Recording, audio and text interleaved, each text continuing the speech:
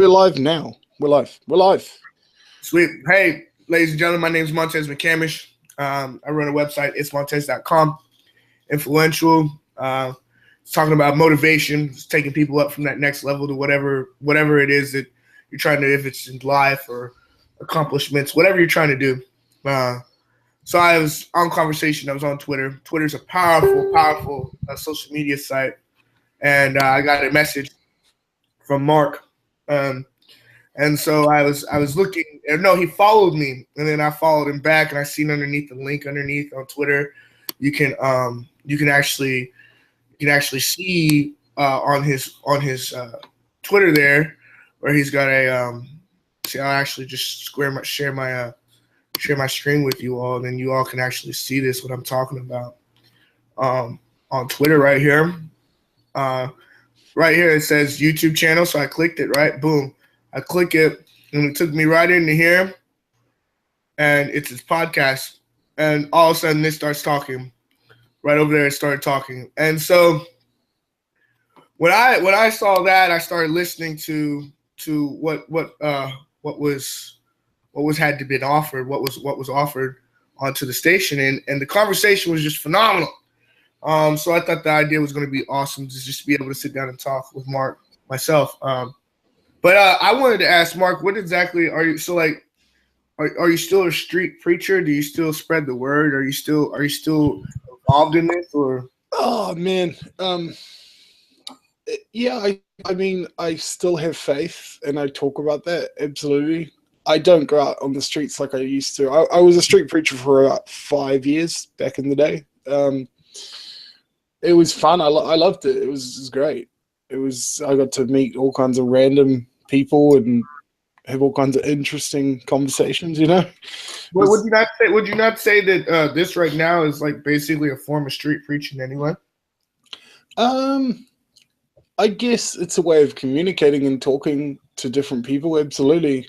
I'm not so much into trying to like push people into an idea. Like I'm more open now, and I'm more into asking questions and just like listening, like which I think is a great idea.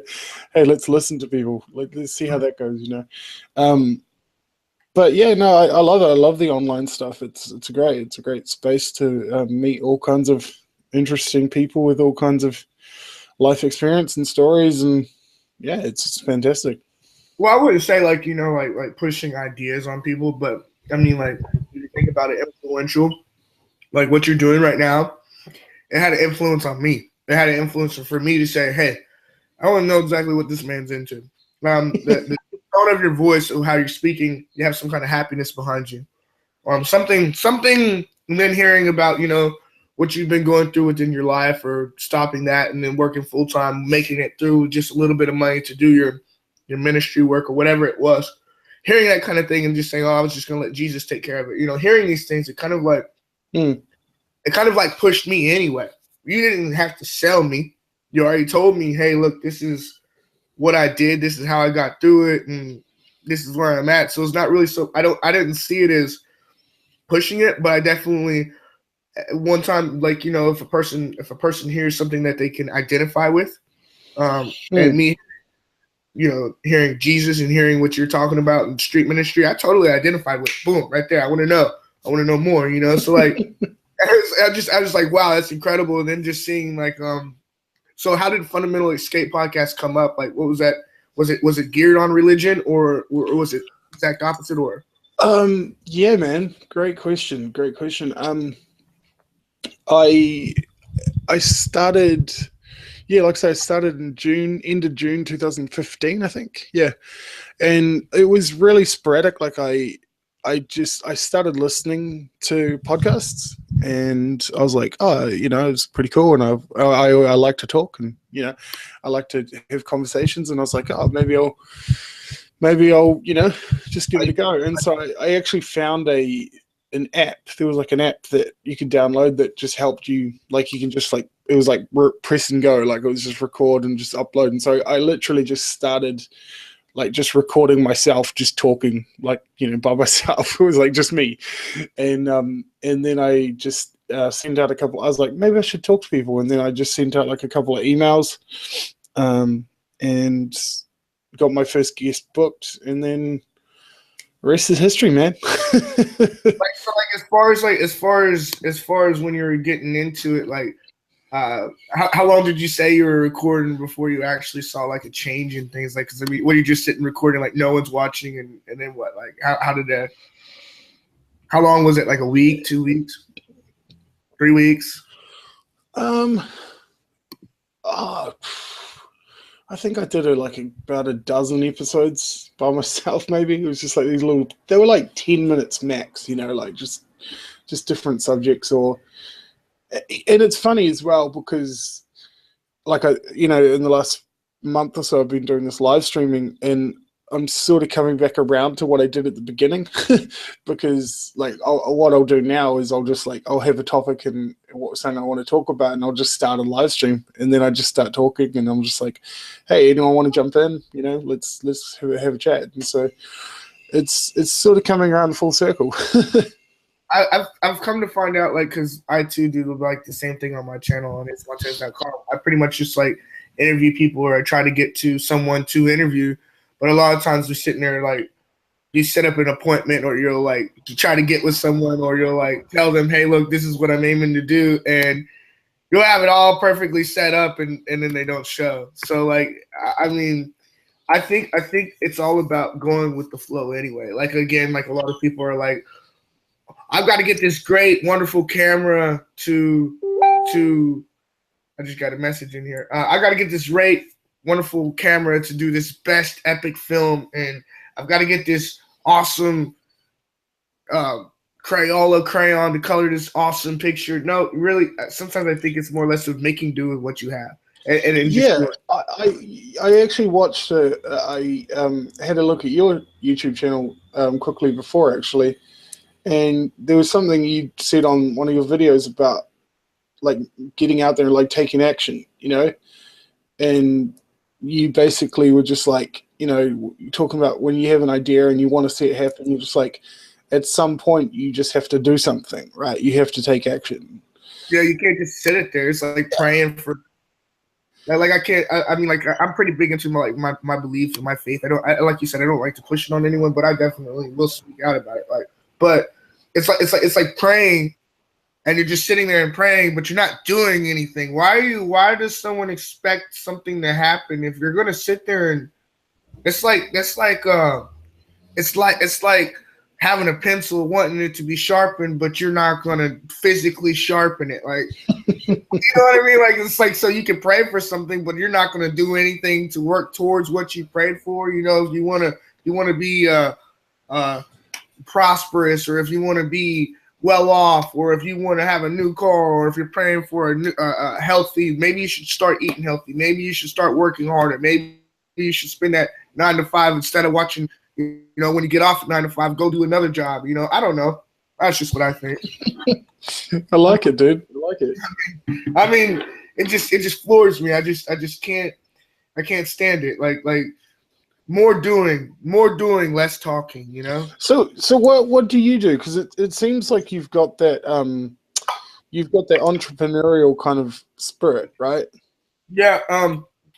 I wouldn't say I'm all the way to entrepreneurship.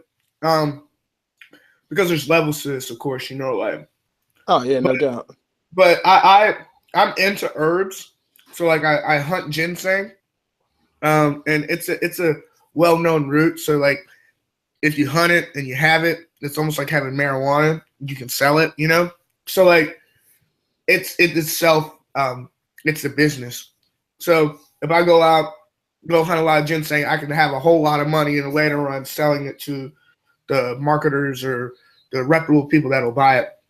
So I started off in the herbal world, and then like it got crazy. And I went to sleep one day. I was thinking about like the bare necessities. I don't know if you ever watched Jungle Book. Look for the bare necessities. Bare necessities.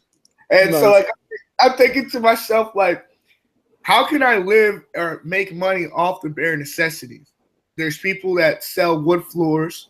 There's people that sell firewood. I started thinking to myself, well, I'm going to sell rocks. At the time, like my wife and my man, you've got to be next to stupid, but it worked, because I started thinking about the pet rocks. So like I went out and picked up a whole bunch of rocks and started selling them. Trial and error. This is my third year now doing that. Alongside of that, I just went into sell rocks. Yeah, just selling rocks, man. Just like it was just like what it was intangible. And I was looking around, how can I sell the bare necessity? And I saw a lot of chimneys, and it was built with rocks. And then I saw a whole bunch of like flower beds that were built with rocks. And I saw a whole bunch of mailboxes that had rocks around them. And I was like, I'm always in the woods anyway. Like I'm into like, I'm into herbs, and I'm into to nature and into that kind of thing. Like you'll find like a swirly stick or whatever, and you can make it into a cane or whatever. So I was like, I was always around all these rocks anyway. So I was like, instead of just walking by these rocks, why don't I try to sell them? And so I did. and now it's just kind of like, I guess I'm just like feeling my way through, like, because I do music. I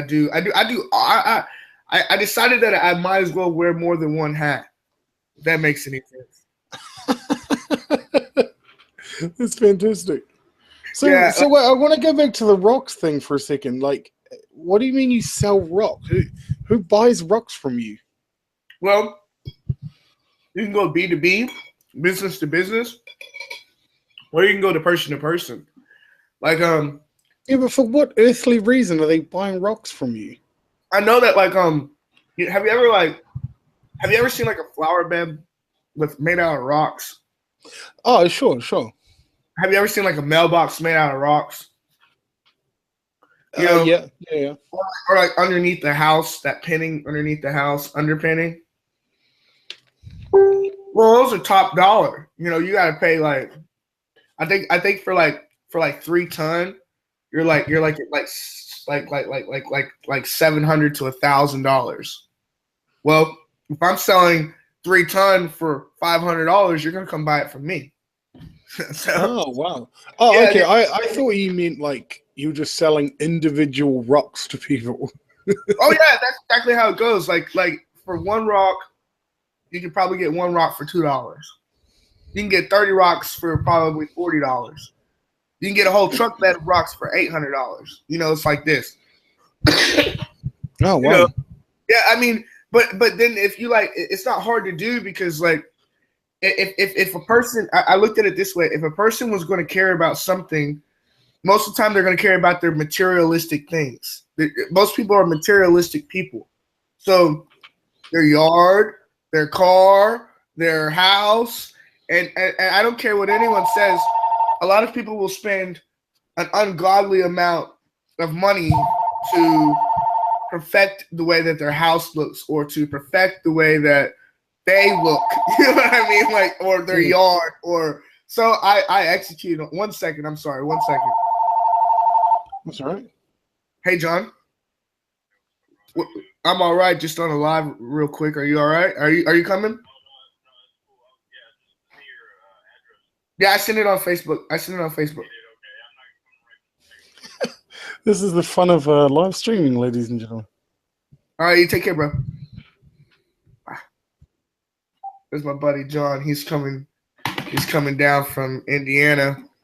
We're working on an app. We just sell apps. Like we have a program to where you can build your own app for whatever you want. Oh, wow. Yeah, it's like major. Like I told you, I've got my hands in so many things. It's only $40 a month to build your own app, available on all social sites, the major ones and all that stuff like that. And you can build your own app for whatever you want. $40 a month is the lowest package. That's amazing. Like that is cool.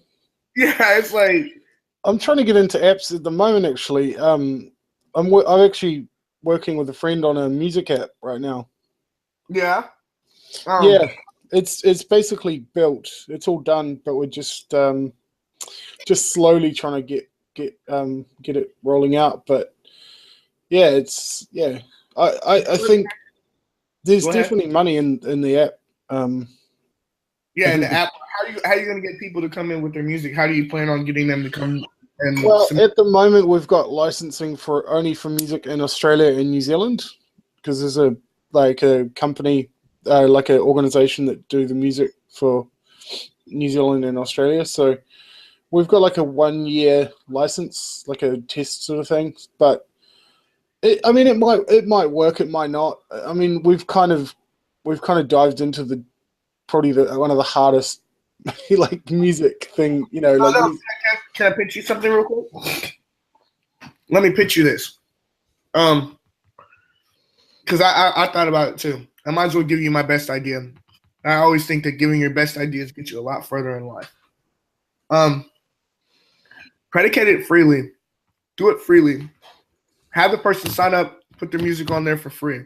Here's how you do it. You write a blog and you say, we're looking for people with music to host on my app, on our app.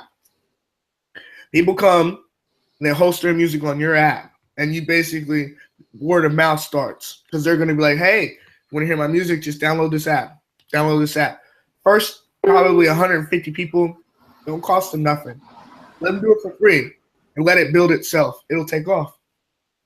And start with a blog. Put on the blog, be like, we are looking for new music to submit to our app free of charge. And you should have about 600 people are going to write on there. It's like, oh, I want my music on it. And then you have a good crunch of like, yeah,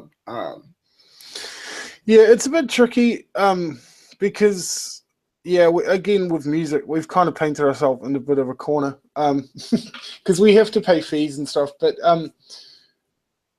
I'm trying to push the idea of getting into live streaming with the artists. So I think we've got about 5 or 6 artists on board at the moment.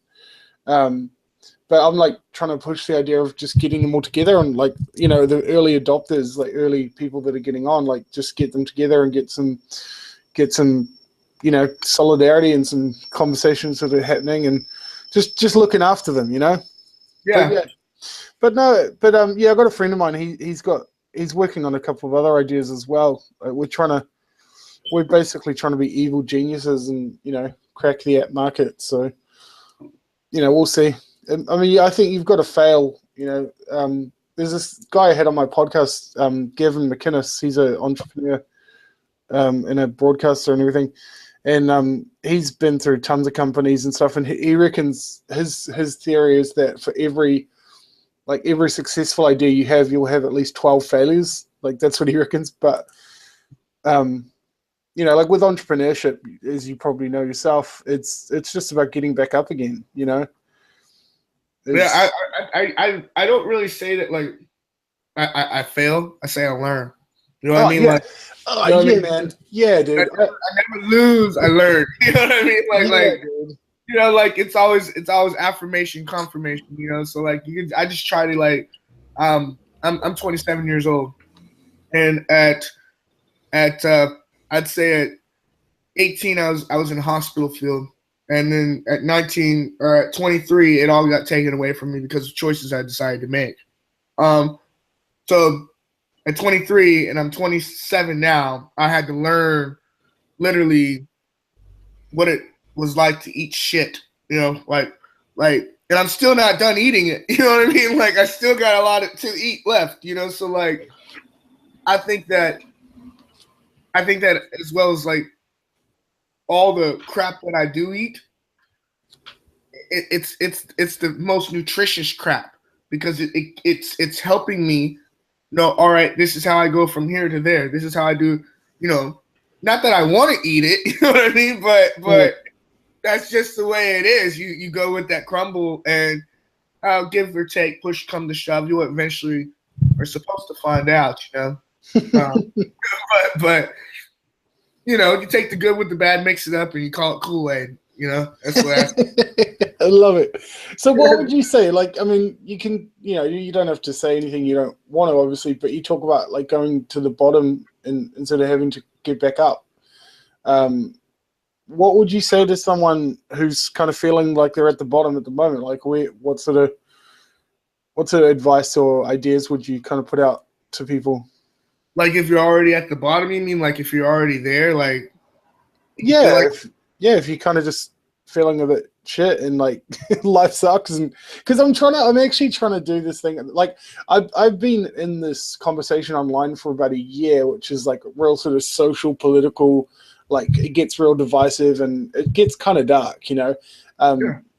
yeah. You get lost in the meme war, you know. Everyone's fighting and trying to be, the hero and win, and because I don't know how you win on Twitter. It's like Twitter, for goodness sake. But I'm kind of coming out of that now, and I'm trying to, hold my convictions about the things I've learned, but at the same time, be a bit more positive, and Well, I say this, I think that's a really good question. I don't think that you could turn. I don't think that you should turn the blind eye to negativity. Just like the devil, a lot of like Catholicism or whatever, they won't talk about the devil like that. But I think that it's just as good to affirm and confirm that there is a devil and that there is evil out in the world, or else you won't know how to fight against it.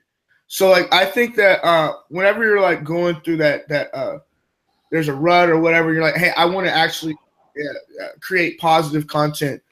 Um, I just think that maybe it's just we would all like to create positive content, but sometimes it's not. Maybe there's no shame anymore in life anyway. That's why there's a lot of stuff people doing what they do. So I think that if hey uncle, I think that if we had less shame or more shame put to us through the just being able to see um all this stuff that's being shit. I mean, like you gotta. I mean, like so we want it to be good, but if all we're doing is writing good stuff, how are we never going to see? You know what I mean? yeah, totally. It becomes this two. It's like literally becomes like two worlds. Like you've got this divide, and there's all this positive talk out there, which is great, But then, like you say, if you just become ignorant of the bad stuff, then you can't do anything to fix it. Ignorance is bliss, and bliss is happiness. So like you gotta look at it from that. I mean, is it good to be uh, uh, dumbfounded when you look into the wars in Syria? Is it good for that? Maybe not, because then when you look at how to apply it towards your own life.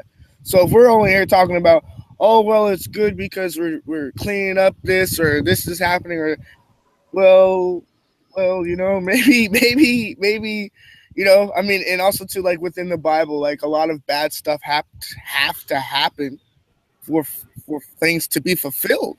Now, do we want it? No, but I mean, it reads in the Bible as its own. I come to divide. That's not good. You know what I mean? Like, I mean, like, yeah, we would like to hear good. I mean, but then again, nothing is all bad anyway. It's done for good. Yeah, it's interesting because I think we get sold, like, we talk about like God being love and all that stuff, and I think the concept of love gets so like watered down, and we get sold this real cheap idea, like this idea of love that doesn't cost anything, like, oh, let's all just love each other, like it's easy, No, love's hard. Exactly. Exactly. Females and then to again, we have lustfulness. Some people fall in love with drugs, some people fall in love with money, some people fall in love with the same sex, so like if we're looking at like love and how it really is it. And then again, if we look at like a lot of things of what people think that I mean, let's just get this straight off the plate. God like killed the firstborn unborn thousands and thousands of kids. And that was just simply when Joseph said, "Let my people go." Moses said, "Let my people go." Moses said, and he said, "All right, since not, I'm going. They don't put blood over their door. I'm going to kill them." And that just, I mean, like slaughtered them. I mean, when he flooded people, slaughtered them. So like, yeah, love. I mean, he loves us too, But I mean, sometimes tough love is the right love. Sometimes just hearing get down. Hearing more about the negative will help you with your positive, I'd say, in life. But hey, man, my bad. I gotta jump off here. I'm gonna help my uncle with my Oh time. no, dude, I'm not complaining, man. It's like 3:30 a.m. I need to go get some sleep, dude. It was good talking to you. We should do it again. Yeah, man. Do you want to just what's your Twitter for people to follow you? I just check me out, Montez McCamish, MontezMcCamish, or just type it in on. I'll put the link in the description, man. It's all good. Yeah, in the description. It'll be in the description, or you just check me out on the website itsmontez.com. I usually do my if you don't subscribe, you can't keep up thing, but check it out. I'm always here. Love conversation. Love talking to you. It's pretty cool. Cheers, man. This was great, dude. This was fun. Let's do it again. Awesome. All right, you take care.